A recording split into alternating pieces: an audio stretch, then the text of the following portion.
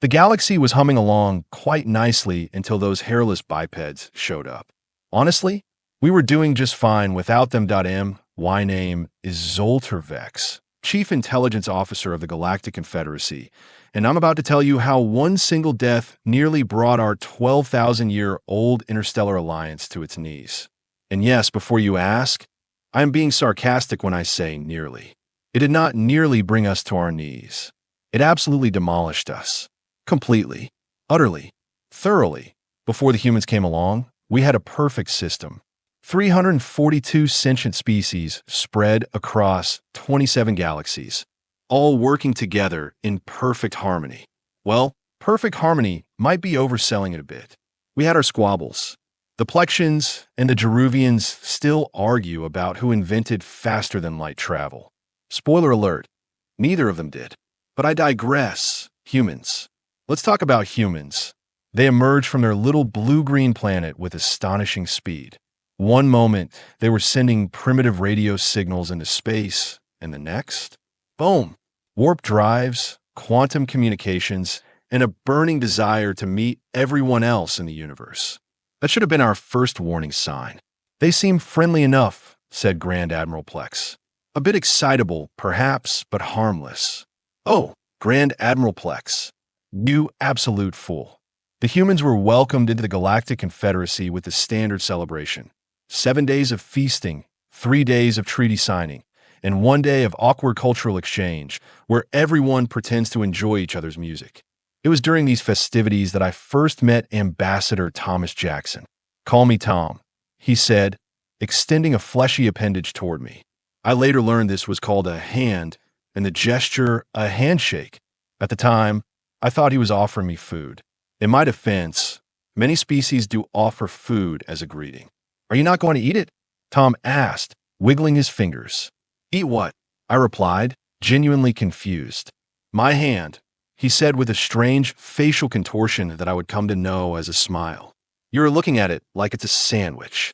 And then he made a peculiar sound, a series of short, sharp exhalations that I later learned was laughter. Humans do this when something is funny, a concept that took me 3 standard years to fully grasp.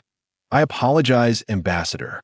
I am still learning human customs, I said, attempting to mimic his hand gesture. No witties. We are all learning here, he replied, gripping my tentacle firmly. And please, it's just Tom.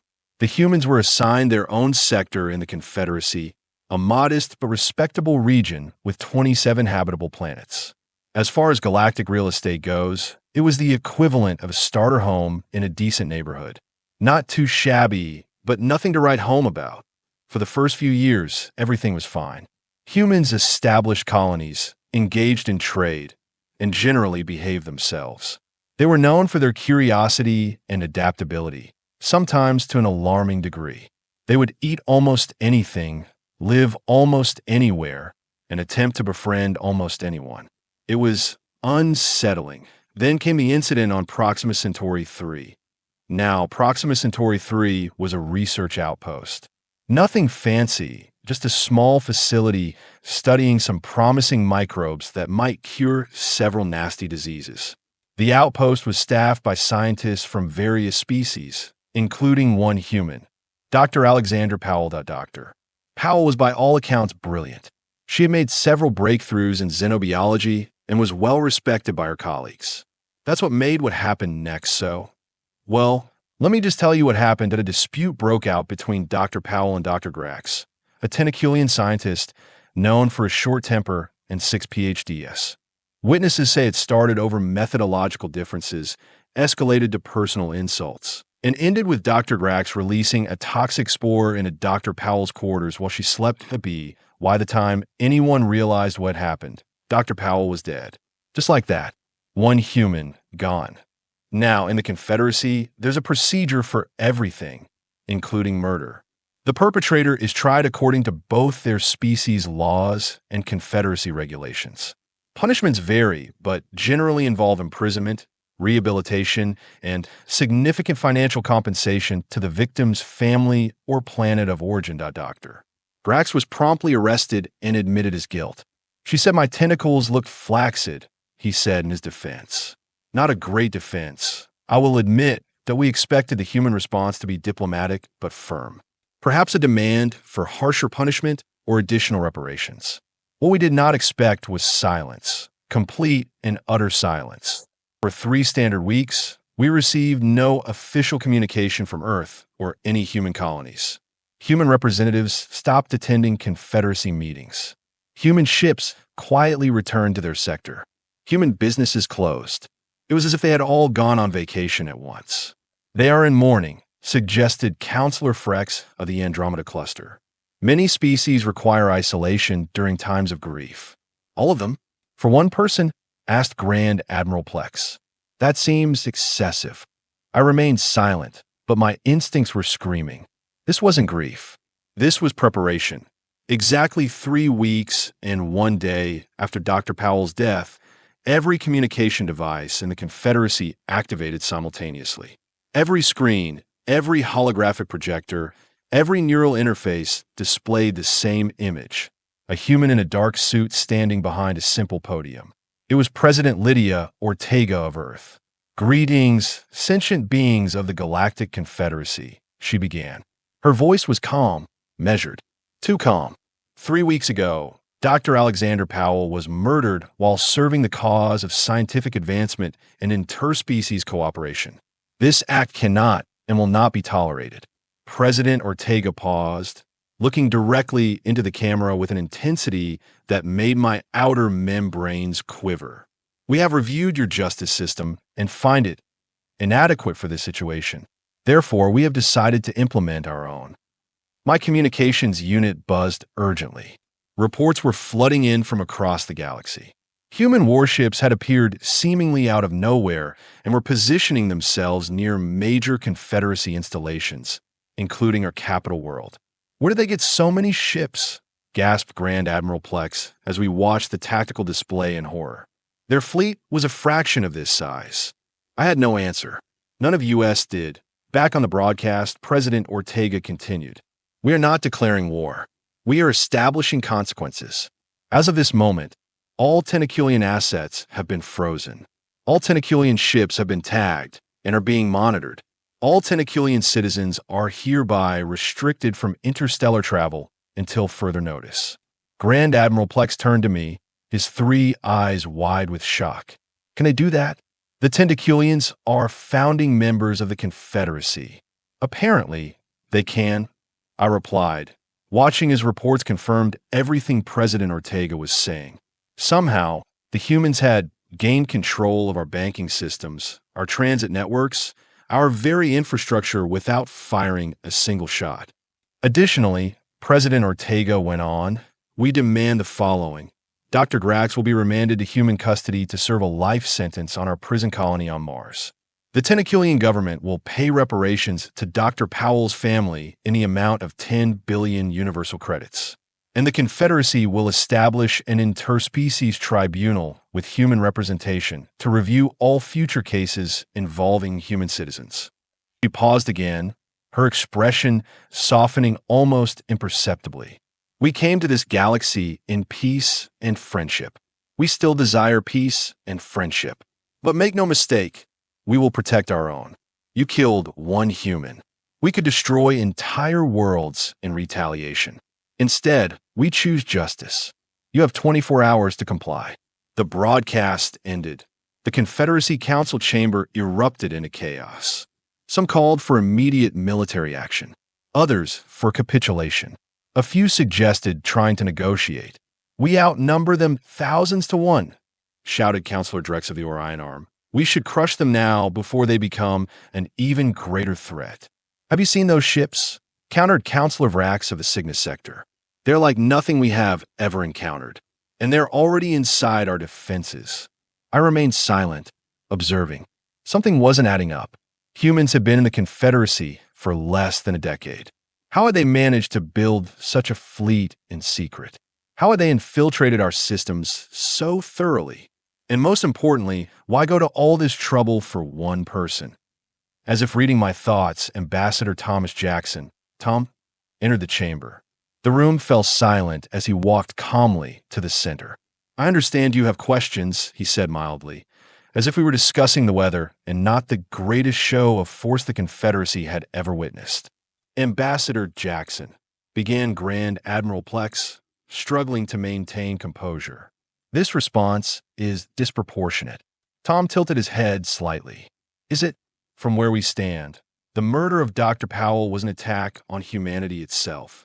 In our history, we have learned that allowing such actions to go unpunished only invites more aggression. But you have essentially taken an entire species hostage, protested Counselor Frex. No, Tom corrected. We have implemented targeted sanctions against a government that failed to prevent a murder and a justice system that would allow the killer to walk free in less than 10 years. There's a difference. And the warships, I finally spoke up. Are they also targeted sanctions? Tom turned to me, that unsettling smile appearing on his face again. Those are just to ensure everyone takes us seriously. You know how it is, Zoltar. Sometimes you need to show a little muscle to get people's attention. Where do they come from? I asked the question that had been burning in my mind. Our intelligence indicated your fleet was a quarter of that size. At this, Tom's smile grew wider. Oh, Zoltar, do you really think we showed you everything when we joined your little club? Humanity has been preparing for first contact for centuries. We have been expecting the worst and hoping for the best. What you're seeing out there, that's just what we brought to the party. A chill ran through my central column. Now, Tom continued, checking a small device on his wrist. You have 23 hours and 42 minutes remaining to accept our terms. I suggest you don't waste time debating. With that, he turned and walked out, leaving the council in stunned silence. Later that day, I received a private communication request from Tom. Against my better judgment, I accepted. Zoltar, he said, his image appearing before me. I wanted to explain something to you, off the record. I'm listening, I replied cautiously. You are wondering why we're doing all this for one person, he said. It seems excessive to you, I know, but you need to understand something about humans. We remember every single one. He leaned closer to the camera. There's an old saying on Earth. All of humanity's problems stem from a man's inability to sit quietly in a room alone. It means we can't help but act when something bothers us. And let me tell you, the murder of one of our own? That bothers us a lot. But surely you have had murders among your own kind, I argued. You don't respond like this every time. That's different, Tom said with a wave of his hand. When it's human-on-human crime, we have systems, customs, ways of handling it. But when someone outside our species decides to kill one of us, that's everyone's problem now. So what happens next? I asked. After we inevitably accept your terms? Tom's expression softened. We go back to being friends. We trade, we share knowledge, we explore together. But now you understand us a little better. And if something like this happens again, I couldn't help asking. His face hardened once more. It won't, because now you know, one human life equals the full attention of our entire species. It's not a threat, Zoltar. It's just how we are wired. The communication ended, leaving me with more questions than answers. The Confederacy Council deliberated for approximately 3 hours before unanimously accepting all human demands. What choice did we have? Their ships now surrounded our most vital systems, and our attempts to understand how they had gained access to our networks were met with frustrating dead ends, as promised. Immediately upon our acceptance, the human fleet began to withdraw. Banking systems returned to normal. Travel restrictions were lifted, except for the Tentaculians, who would remain under human surveillance for a standard year. Dr. Grax was handed over to human authorities with surprising little resistance from his government. The 10 billion credit reparation was paid in full, and the interspecies tribunal was established within a month, with human jurists taking their seats alongside representatives from the original founding species. Life in the Confederacy began to return to normal, but everything had changed. Humans were no longer viewed as the curious newcomers. They were now understood to be something else entirely, a species that would go to extraordinary lengths for even one of their OWN. In the months that followed, I devoted myself to studying human history. What I found disturbed me.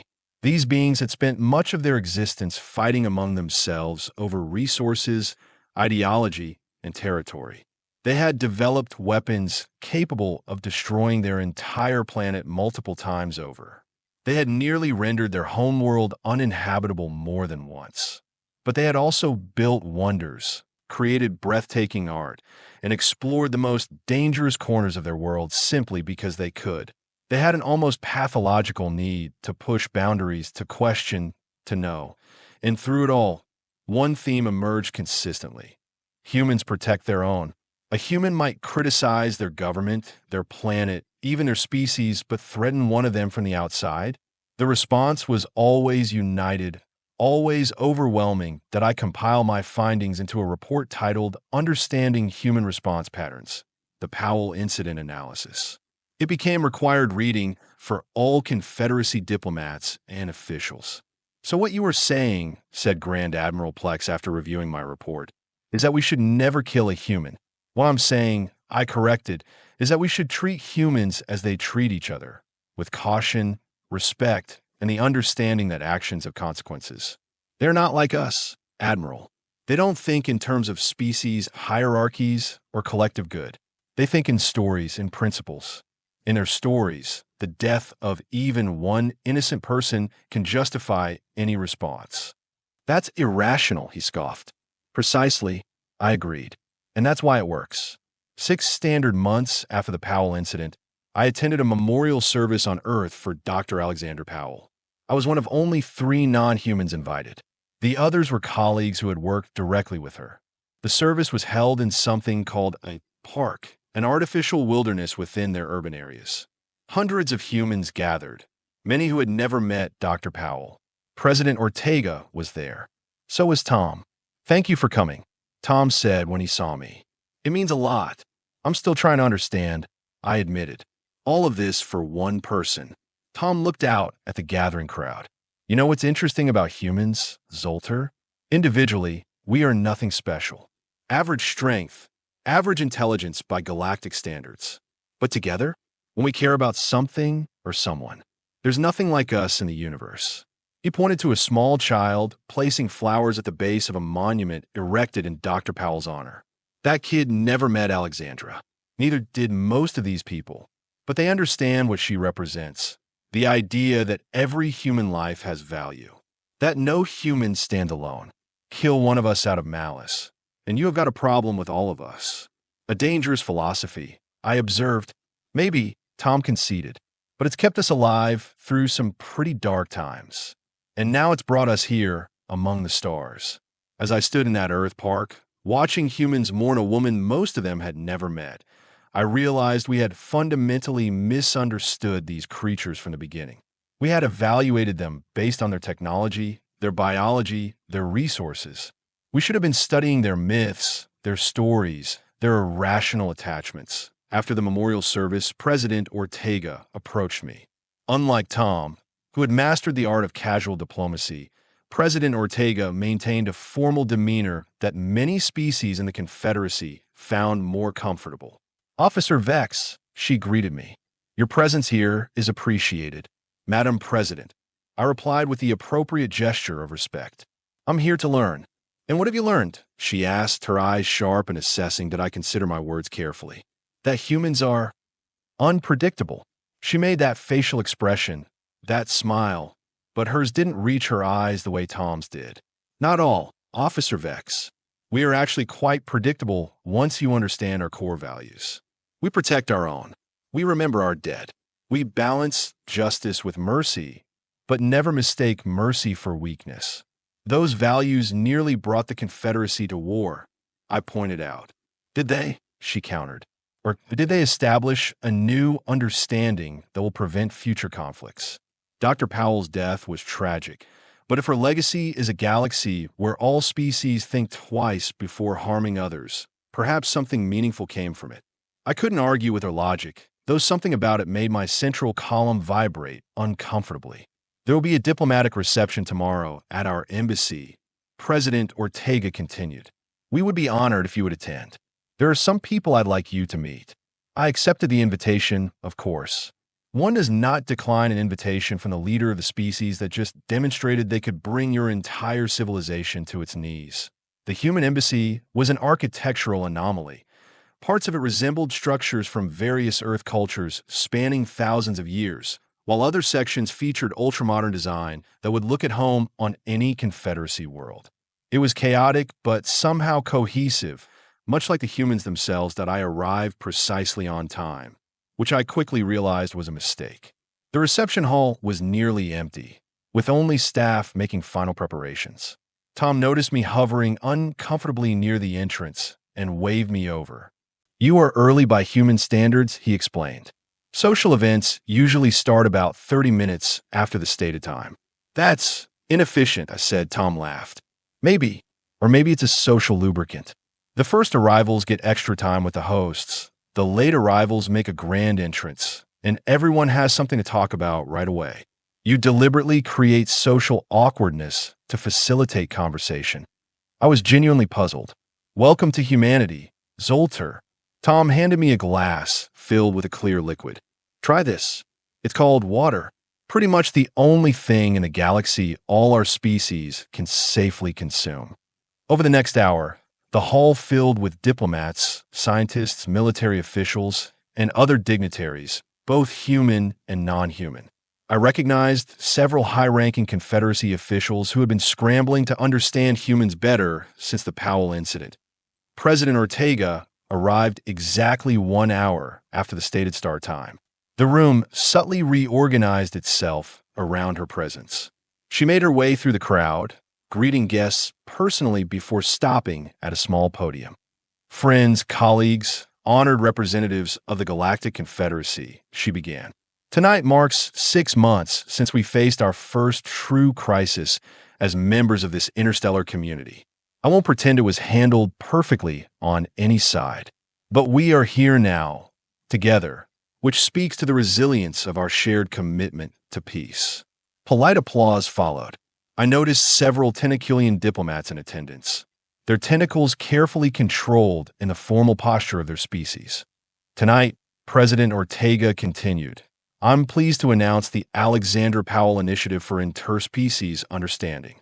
This program will fund exchange students, cultural ambassadors, and research teams dedicated to preventing misunderstandings before they escalate to conflict." More enthusiastic applause this time. And to lead this initiative, someone who has demonstrated an exceptional commitment to understanding human culture.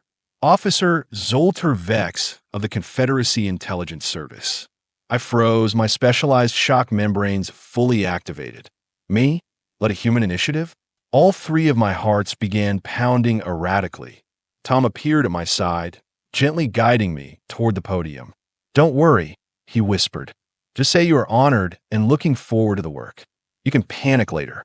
Somehow, I made it through the brief remarks. Afterward, various officials, human and non-human alike, congratulated me on my appointment. I smiled and nodded and made appropriate sounds of gratitude while internally calculating exactly how much trouble I was in. Later, when the crowd had thinned, I cornered Tom near the refreshment area. "What exactly is happening here?" I demanded. "I'm a Confederacy intelligence officer, not a cultural ambassador. I have superiors, protocols, jurisdictional boundaries." Tom remained infuriatingly calm. "All cleared with your government. Turns out they were quite eager to loan you to us after reading your report on the Powell incident. They seem to think you understand humans better than most." That wasn't a compliment. It was a warning. Exactly. Tom's expression grew serious. "You see us clearly, Zoltar, not as marvels, not as monsters, but as what we are, a complicated, contradictory species with enormous potential for both good and harm. That's exactly what we need." I felt trapped. "And if I decline?" "You won't." Tom sipped his drink. "You are too curious about us. That's why you came to the memorial. That's why you have spent months studying our history. You want to understand the species that nearly toppled the mighty Confederacy over a single death." He was right, curse him. The fear I felt toward humans was matched only by my fascination with them. And that's how I, Zoltar Vex, became the first non-human director of the Alexandra Powell Initiative for Interspecies Understanding, or APIU as it was mercifully abbreviated. The next standard year was a blur of activity. We established exchange programs, cultural centers, and communication protocols designed to prevent misunderstandings that could lead to violence. I worked closely with representatives from all Confederacy species, but especially with the Tentaculians, whose reputation had suffered most from the Powell incident. The Powell Initiative, as it came to be known, was successful beyond all expectations. Interspecies incidents decreased by 63%. Trade increased by 47%.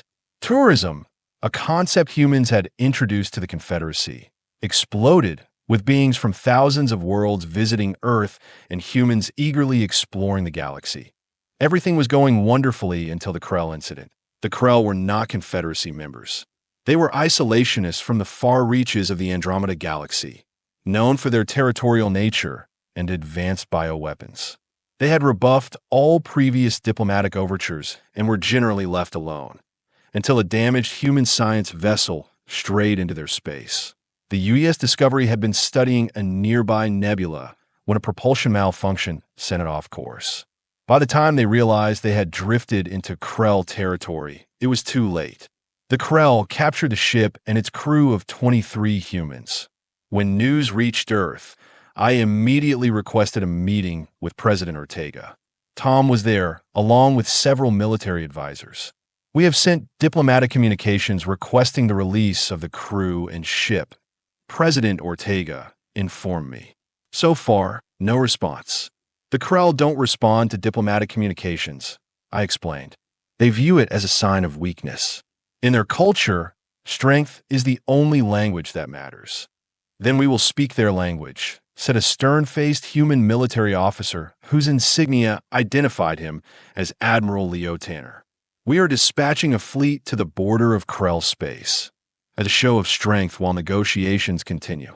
I felt my membranes pale. Madam President, with all due respect, a show of military force could be interpreted by the Krell as the prelude to invasion. Their standard response would be immediate execution of the prisoners. The room fell silent. What do you suggest? President Ortega asked after a moment. The Krell respect strength, yes, but they define it differently than most species. They value biological resilience, adaptation, survival against odds. If you want to impress them, send your best scientists, not your soldiers. Tom leaned forward. Explain. In Krell culture, science, particularly biology, is the highest form of warfare. They have evolved on a planet with thousands of lethal pathogens, predators, and environmental hazards. Their understanding of biology as both weapon and shield is unmatched. If you want to speak their language, speak through science. President Ortega nodded slowly. So instead of warships, we sent a science vessel? With what exactly? With a gift, I said. Something that demonstrates human scientific achievement in a way the Krell will understand and respect. 2 days later, a single human vessel, the U.S. Nightingale, a medical research ship, approached Krell space.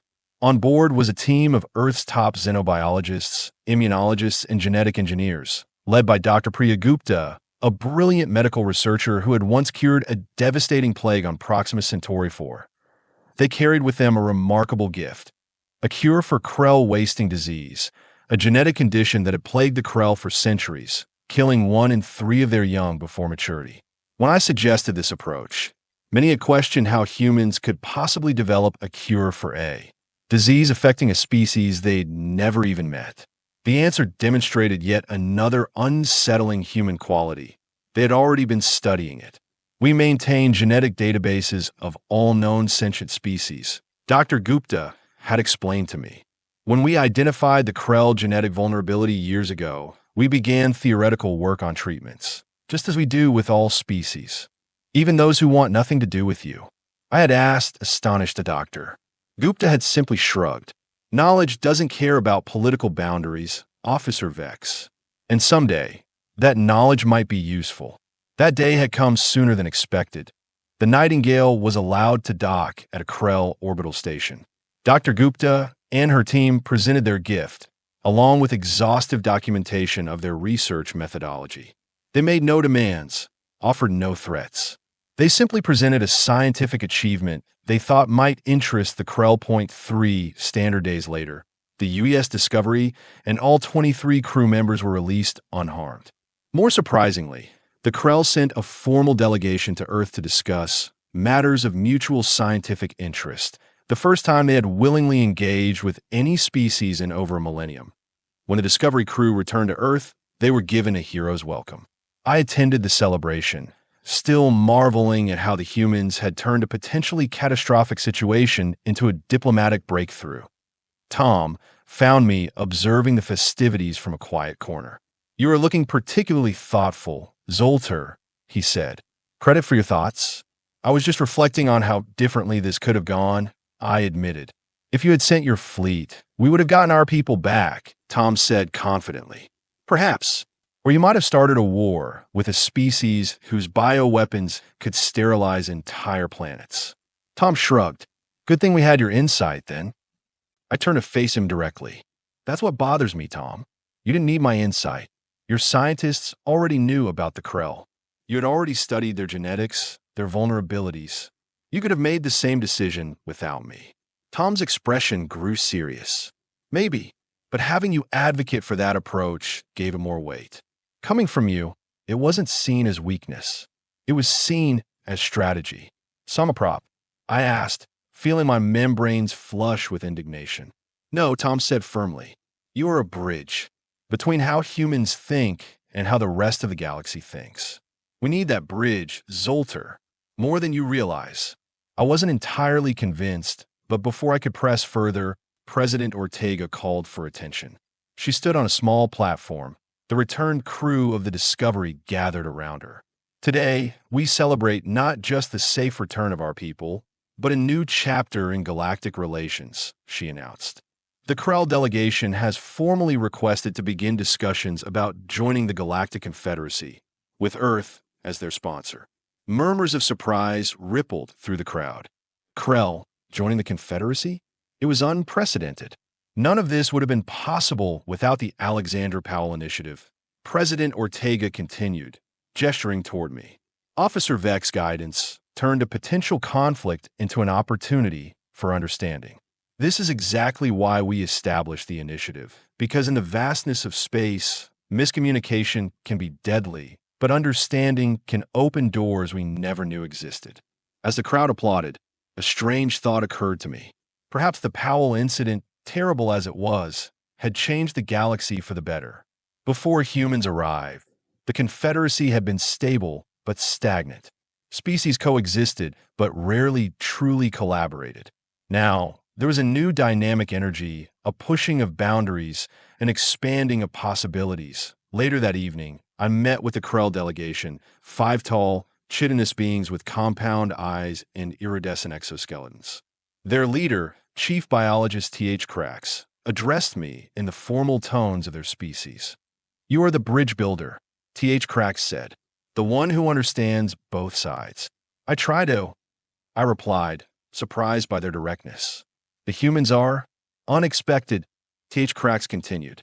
"They approached us not as conquerors, but as healers. This is not the way of most species. Humans are full of contradictions," I admitted. "They can be both the most warlike and the most compassionate beings in the galaxy, sometimes in the same moment." T.H. Krax's compound eyes shifted, a sign of deep thought in their species. "We watched, when they sent their ships to protect one dead human. Galaxies spoke of their aggression, their disproportionate response. But we saw something different." "What did you see?" I asked, genuinely curious. "Value," T.H. Krax said simply. "They assign extraordinary value to each individual life. This is foreign to most species, including our own. Yet there is power in it. Evolution favors those who protect their genetic line with such ferocity." I hadn't considered it from that perspective before. "So you respect them for their response to Dr. Powell's death?" "We respect them for demonstrating that they will not be easy prey," T.H. Krax corrected. "And we are intrigued by a species that channels such protective instincts into healing rather than merely destroying. It is efficient." After the Krell joined the Confederacy, more isolationist species began to reconsider their positions. The Powell Initiative expanded its work, establishing first contact protocols that incorporated humans' unique perspective with the diplomatic traditions of older Confederacy members. 0.5 standard years after Dr. Alexandra Powell's death, I stood once again in that Earth Park for the dedication of a permanent memorial. The simple stone monument had been replaced by a striking sculpture, a double helix that spiraled upward, each segment inscribed with symbols from different species' writing systems, all spelling out the same phrase: understanding begins with one. President Ortega, now in her final year of leadership, gave a short speech about legacy and connection. Tom, recently appointed as Earth's new ambassador to the Confederacy Council, spoke about growth and potential. When it was my turn to speak, I looked out at the gathered crowd, humans and non-humans alike, standing together under Earth's blue sky. 5 years ago, one death nearly tore us apart. I began. Today, we can see that it ultimately brought us closer together. Not because of the show of force that followed, impressive as it was, but because it forced us to truly see each other for the first time. I gestured toward the sculpture. Dr. Powell was a xenobiologist. She dedicated her life to understanding other species. In her memory, we have built something unprecedented, a true interspecies community based not just on coexistence, but on mutual respect and genuine curiosity about our differences. After the ceremony, Tom approached me. "Nice speech. Very diplomatic. I have had good teachers," I replied. "You know, there's a human saying, the best revenge is living well," Tom said, looking thoughtfully at the memorial. "Maybe the best response to death isn't more death, but more life. More connection, more understanding. Is that why you decided not to obliterate the Tentaculians when you had the chance?" I asked, a question that had lingered in my mind for years. Tom's expression grew serious. "We never wanted to destroy anyone, Zoltar. We just needed everyone to understand one crucial fact about humans.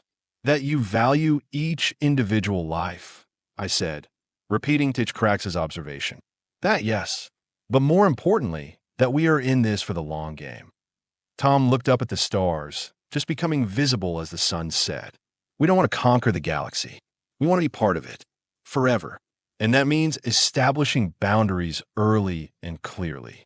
As darkness fell and the memorial's subtle lighting activated, illuminating the double helix in a soft blue glow, I reflected on how much had changed.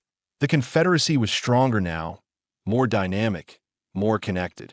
Species that had barely acknowledged each other for millennia were collaborating on grand projects, sharing knowledge, solving problems together. All because one human had died, and her species had responded not just with force, but with a demand for justice that evolved into a quest for understanding. "They killed one human," I murmured to myself, "and the galaxy will never be the same." Tom overheard me and smiled. "That's humanity for you, Zoltar. We tend to leave an impression." As we walked together through the park, toward the future neither of us could fully predict, I couldn't help but wonder what Dr. Alexandra Powell would think of the legacy her death had created. A legacy not of vengeance, but of connection. Not of fear, but of respect. Humans. Truly the most baffling, terrifying, inspiring species in the galaxy. And now, we were all better for knowing them.